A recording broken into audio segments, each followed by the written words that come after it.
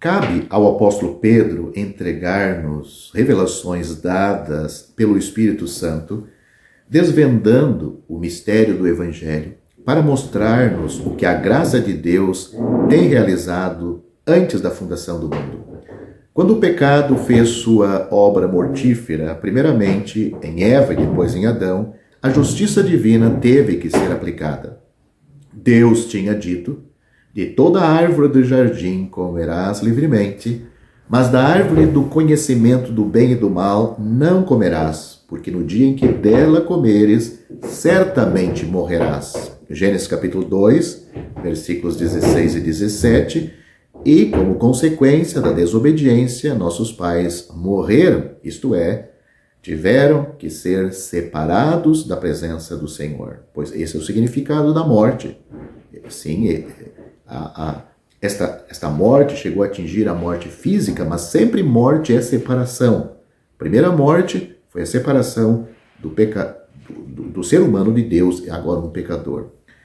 As palavras que encontramos na primeira carta de Pedro advertem-nos como a graça de Deus tinha sido manifestada antes da criação do mundo.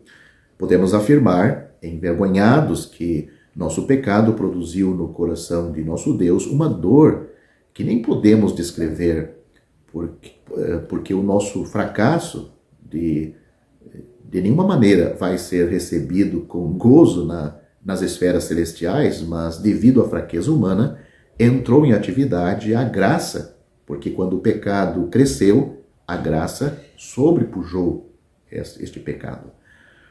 O pai que sabe que seu filho vai fracassar por sua desobediência espera a manifestação da culpa para aplicar o castigo. Isto nos fala da justiça, e embora precisasse castigar o transgressor, não vai fazê-lo com gozo, mas com o coração dilacerado pela dor. Isto nos mostra o amor. Agora bem, quando este pai sabe que seu filho rebelde vai cair, planeja faz um plano para que este filho tenha a possibilidade de reabilitar-se, ainda que não o mereça. É aí que entra a ação, o favor que não merecemos, a graça divina. Imediatamente após a queda, Deus, como um Pai amoroso, manifesta a sua graça na ação e na promessa. Na ação temos duas atitudes que parecem formar um paradoxo, mas que não o são. Em primeiro lugar, Deus, em sua graça, retira os inúmeros aventais feitos de folhas de figueiras e cobre a nudez com peles de animais sacrificados para tirar esta vergonha. Vemos a graça? Eu estou perguntando. Creio que é fácil vê-la. Ela provê o vestígio que cobrirá a consequência da culpa. O cordeiro preparado antes da constituição do mundo cobre nossa nudez e tira nossa culpa, realizando uma obra completa. O sangue dos animais mortos para vestir Adão e Eva não tinham nenhum valor e nem poder. Por esta causa, o Senhor da graça, o Senhor Jesus, toma a segunda atitude, ordena que o refulgir de uma espada que se revolvia para guardar o caminho da árvore da vida, Gênesis capítulo 3, versículo 24, para impedir que o homem, em seus pecados, se aproximasse da árvore da vida. Mesmo nessa disposição de justiça, vemos a manifestação da graça, porque o Senhor anela para o homem uma reabilitação completa. Que seria do mundo se Adão, em seus pecados, tivesse tomado da árvore da vida? Aconteceriam dois fatos que impediriam nossa felicidade. Em primeiro lugar, e digo isto com muita reverência, o conceito que temos sobre a santidade de Deus não poderia ser sustentada por ninguém, ao permitir que um ser contaminado pelo pecado não morresse. Não esqueçamos o terminante mandado que temos: sede santos, porque eu sou santo. 1 Pedro, capítulo 1, versículo 16. Em segundo lugar, que seria de um mundo habitado perpetuamente por indivíduos entregues à prática do pecado? Tenhamos em conta que aqueles que, tenhamos em conta que aqueles que somos regenerados, ou seja, as pessoas que são salvas, regenerados pelo Espírito Santo, ao crermos no Senhor Jesus, temos, apesar das nossas fraquezas e também falhas, temos, os regenerados salvos, temos aversão ao pecado, nojo do pecado.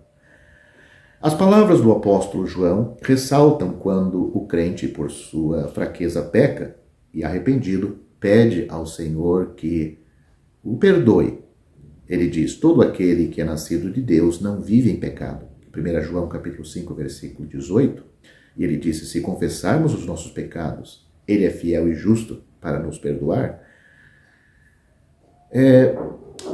O crente não faz isto com prazer do ímpio, como o ímpio se compraz no pecado, ele tem prazer em cometer. Às vezes, sob o poder da tentação, vai realizar aquilo que não queria e nem convém. O crente, ele tem este espírito em si mesmo, este sentimento de horror ao pecado. Com consequência, o Espírito Santo nos mostra nossa miséria e condição e insiste para que vamos a Cristo. Ao fazê-lo, recebemos uma vida perfeita, santa e pura, de efeitos eternos, muito mais formosa e abençoada da que teríamos recebido se Adão tivesse podido tomar da árvore da vida.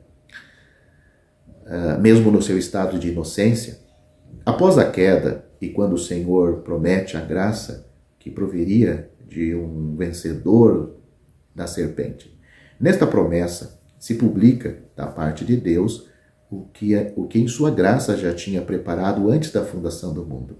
Deus disse à serpente, este te ferirá a cabeça e tu lhe ferirás o calcanhar. Gênesis capítulo 3, versículo 15.